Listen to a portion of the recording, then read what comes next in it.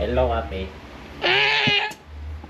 So, karon no kay nakaw na pud mi kay mag-duty mi sa among negosyo. Negosyante pero gatrabaho gyapon. Kung wife nga kaganina pa siya ready hanto karo. Adun ako man. Sinilas na po siya balik. Ate. Parang magbabay na. Kisa ka daddy, Rick? Daddy. Love you. Ano kiss na di ka ganina? Usap man ka, mami. Mami. Ganina to. I love you so much, ha?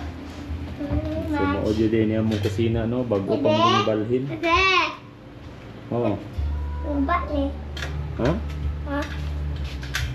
Sige, fix na ni daddy later, ha? Mm. Bye-bye. Bye. Bye-bye. Bye. Hmm. Bye. Hmm.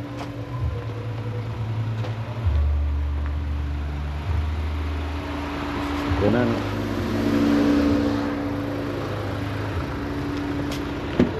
Ano ka limtan? Ha? Wala na. Sure ba? Ay, basta ko make up. Asan chargeran eh? Ako make up. I-transfer na ni mo. Ito nasa... Ay, nadari. Ano daw? Thanks. So, balon sa mga istorya. Bare face. Wala ko may makeup. Ano lang ko, like, gusto ko rin. And, ang pinakamalakas ay pang malakasang eyeliner. Igang. Iga nga po doy. So, mag-work na mi. Uy. Pwede mo absent, ma'am? Ikaw, absent ka? Tapos pwede mo absent ka kaya natay mga tao ginasweldo. Ay nala, oh my Sila God. pwede sila maka-absent pero kita di man jud pwede. Reality yun ni sa business nga kanang abi sa uban hayahay. Pero So time check no, alas 12 ta karon. Jud, time check.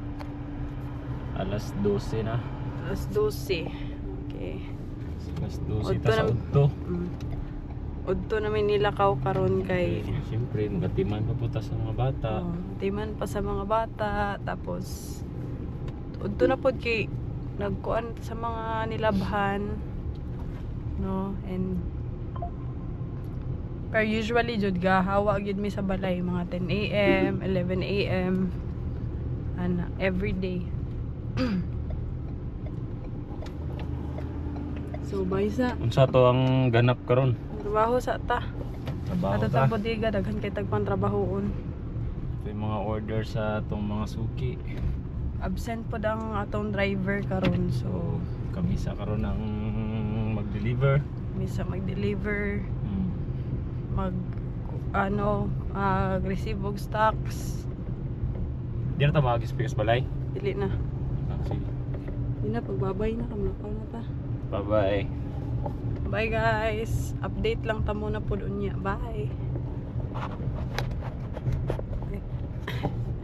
Sana to. Dili ba?